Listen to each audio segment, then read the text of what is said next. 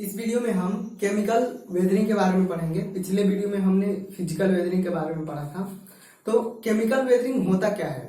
तो इसमें ये होता है केमिकल वेदरिंग में कि जो पेरेंट रॉक होती है उससे जब चट्टानें टूटती हैं तो जो उसके छोटे छोटे जो पार्टिकल होते हैं उसके शेप और साइज दोनों में चेंजिंग होगा और इसके साथ साथ जो है उसके केमिकल कंपोजिशन में भी चेंजिंग होगा। जो पेरेंट रॉक का केमिकल कंपोजिशन है उसके मतलब उससे हट करके जो पार्टिकल है, जो पेरेंट रॉक से टूटा हुआ जो पार्टिकल है उसका केमिकल कंपोजिशन जो है अलग होगा, ठीक है ना। तो केमिकल वेदरिंग में जो पार्टिकल टूटते हैं उनके शेप और साइज के साथ साथ जो है केमिकल कंपोजिशन में भी चेंजिंग होता है। केमिकल वेदरिंग में पार्टिकल के शेप एंड साइज के साथ साथ केमिकल कंपोजिशन में परिवर्तन हो जाता है, अर्थात प्राप्त सॉइल की जो है केमिकल प्रॉपर्टी पेरेंट रॉक से जो है अलग होती है, ठीक है ना। तो देखिए, मैं कभी कभी रॉक बोल रहा हूँ और कभी कभी सॉइल बोल रहा हूँ, ठीक है ना, या पार्टिकल या सॉइल। तो आप लोग देखो, कंफ्यूज मत होना। रॉक और सॉइल जो है, देखिए इंजीनियरिंग में हम लोग सॉइल को ऐसे कंसीडर करते हैं जैसे कि इंजीनियरिंग में मैं बता रहा हूँ, जैसे कि बोल्डर हो गया, ग्रेवल हो गया, सैंड हो गया, सिल्ट हो गया, क्ले हो गया, ये सारे के सारे हमारे लिए सॉइल है, ठीक है ना। अब boulder, gravel, sand, silt, clay, इनको जो है उनके साइज के आधार पे हमने कैटेगराइज किया है, ठीक है ना, वर्गीकृत किया है कि इतने से इतने के बीच में रहेगी तो इसे ये कहेंगे, इतने से इतने के बीच में रहेगी तो इसे ये कहेंगे, ठीक है ना। तो जो रॉक के जो पार्टिकल हैं तो उनके पास साइज में डिफरेंस है, ठीक है। तो सॉइल में ये सभी आएंगे, इन सबको हम सॉइल कहेंगे, ठीक। तो केमिकल वेदरिंग समझ में आ गया होगा। इसका जो एग्जांपल है वो है क्ले। तो क्ले का जो है केमिकल कंपोजिशन जो है चेंज होता है, इसको हम लोग आगे पढ़ेंगे, ठीक है। तो केमिकल वेदरिंग के एजेंट कौन कौन से थे? जैसे फिजिकल वेदरिंग जो है टेम्परेचर डिफरेंस के कारण हो रहा था, कोफिशिएंट ऑफ एक्सपेंशन के कारण हो रहा था, उसी तरह से जो है केमिकल वेदरिंग जो है सबसे पहले क्या होगा, ऑक्सीडेशन के कारण होगा, ठीक है ना। तो जो यहाँ पे देखिए 2 माइनस है, ठीक है। तो जो रॉक है वो ऑक्सीजन से रिएक्शन कर लेगी और रिएक्शन करने के बाद से क्या हो जाएगा, वो क्ले बन जाएगा, ठीक है ना। तो जो रॉक है वो जब ऑक्सीजन से रिएक्शन करेगी तो उसे हम बोलेंगे ऑक्सीडेशन, ठीक। तो ये क्या बनेगी, क्ले। फिर रिडक्शन, जब ये हाइड्रोजन से रिएक्शन करेगी H+ आयन से तो उसे हम बोलेंगे रिडक्शन। तो ये क्या होगा, ये भी क्ले बनेगी। देखिए, क्ले एक ऐसा जैसे कि सैंड है, सिल्ट है, ग्रेवल है, तो ये जो है जिन रॉक से बनते हैं वो उसी तरह के होते हैं, लेकिन ये जो क्ले होता है ना, ये इसका केमिकल कंपोजिशन चेंज होता है। जैसे कि मैं बताऊं कि आपने बगीचा देखा होगा, बगीचा या जंगल, तो जंगल में बहुत सारे जो है पेड़ होते हैं और पेड़ों की जो है बहुत सारी पत्तियां गिरती हैं नीचे जमीन पे। कभी कभी पेड़ टूट के जमीन पे पड़ जाते हैं और वो कई सालों बाद क्या होता है, पत्तियां तो जो है कुछ ही सालों में या कुछ ही महीनों में जो है सड़ जाती हैं, ठीक है। तो वो सड़ करके क्या बनती हैं, वो जब पत्तियां सड़ जाती हैं तो वो एक सॉइल बन जाती हैं। तो वो जो सॉइल बनती है वो क्या होती है, क्ले होती है, ठीक है ना। तो अब देखिए, पत्तियां पहले सूखी थी तो उसका जो पत्तियों का केमिकल कंपोजिशन अलग था, ठीक है ना। अब फिर धीरे धीरे वो सड़ गई, तो सड़ी जब पत्तियां सड़ने लगी तो उसमें क्या हुआ, पत्तियों का जो पहले केमिकल कंपोजिशन था वो अब नहीं रहा, वो सड़ गई तो उनका केमिकल कंपोजिशन जो है चेंज हो गया, ठीक है ना। तो जो सॉइल बनेगी उसे हम ह्यूमस सॉइल बोलते हैं। आप लोग जियोग्राफी में पढ़ेंगे या इसमें भी, तो उसे हम ह्यूमस सॉइल बोलते हैं, जो पत्तियों के सड़ने गलने से जो है प्राप्त होती है, ठीक है। तो वो जो सॉइल बनती है उसे वो एक क्ले होती है, ठीक है ना, क्ले सॉइल होती है। तो अब ह्यूमस सॉइल है कि कौन सी सॉइल है, वो अलग अलग स्थिति के आधार पे हम उसको डिफाइन करेंगे, लेकिन वो उसको एक जैसे ब्रॉड टर्म बोले, बड़े शब्द में, तो वो क्या होती है, क्ले होती है, ठीक है ना। अब क्ले में भी उसको अलग अलग कैटेगरी में, तो अब वो पेड़ पौधों की पत्तियों से बनी तो उसे हम ह्यूमस सॉइल बोलेंगे, ठीक है। तो क्ले ऐसे होती है, ठीक है ना। तो अब रिडक्शन होगा, तो रिडक्शन क्या होगा, जब वो हाइड्रोजन से क्रिया करेगा तो वो क्या होगा, क्ले बनेगी। फिर हाइड्रेशन होगा, तो देखिए अगर हाइड्रेशन कहीं पे आ रहा है ना, तो कोई भी चीज जब वाटर से रिएक्शन करेगा तो उसे हम बोलते हैं हाइड्रेशन।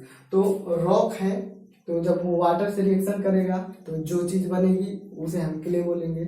फिर हाइड्रोलिसिस, हाइड्रोलिसिस कब बोलेंगे कि जब जो वाटर है वो H+ आयन और OH- आयन में जब वो टूट जाएगा, H2O H+ आयन और OH- आयन में टूट करके और तब वो रिएक्शन करेगा ना, तब हम उसे बोलेंगे हाइड्रोलिसिस।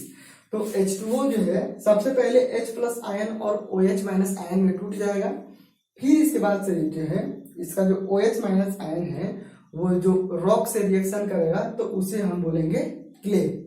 फिर कार्बोनेशन, जब कार्बन डाइऑक्साइड से रिएक्शन होगा तो उसे हम कार्बोनेशन बोलेंगे। फिर लीचिंग एक्शन, तो देखिए लीचिंग का मतलब होता है जैसे कि कोई रॉक है ना, तो क्या है, तो जैसे कि मान लीजिए कोई रॉक है, चट्टान है, तो उसमें बहुत सारे जो है पदार्थ होते हैं, ठीक है। कुछ लिक्विड में, कुछ जैसे कि सैप बोलते हैं, हमने बिल्डिंग में पढ़ा है कि जो जैसे हम लोग पेड़ काटते हैं तो आप पेड़ को काटोगे ना तो उसमें से जो है पानी निकलता है, तो वो क्या होता है, सैप होता है। वो पानी नहीं होता, उसमें मिनरल होते हैं।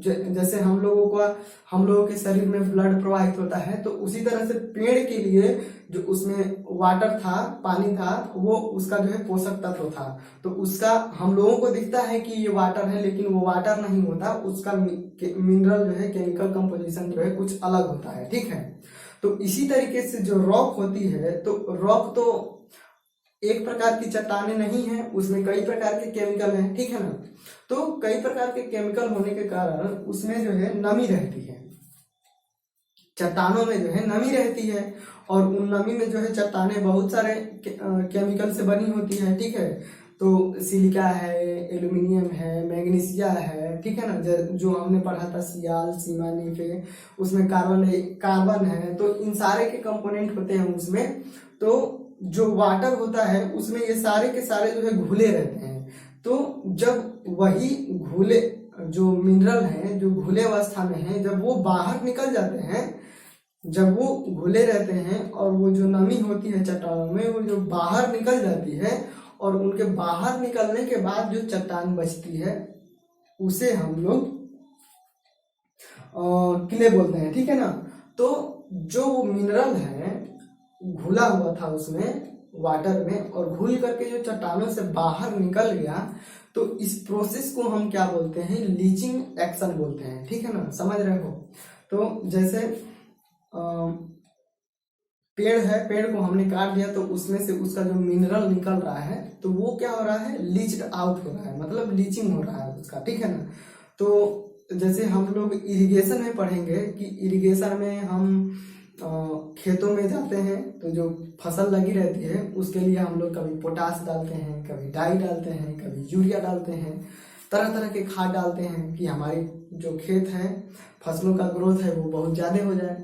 तो हम लोग खाद ऐसे डालते रहते हैं और एक स्थिति ऐसी आ जाती है कि जो हमारी खेत होती है उसमें बहुत सारा जो है केमिकल हो जाता है, ठीक है ना, यूरिया, पोटास, डाई और पता नहीं क्या होता है, मुझे तो नहीं मालूम।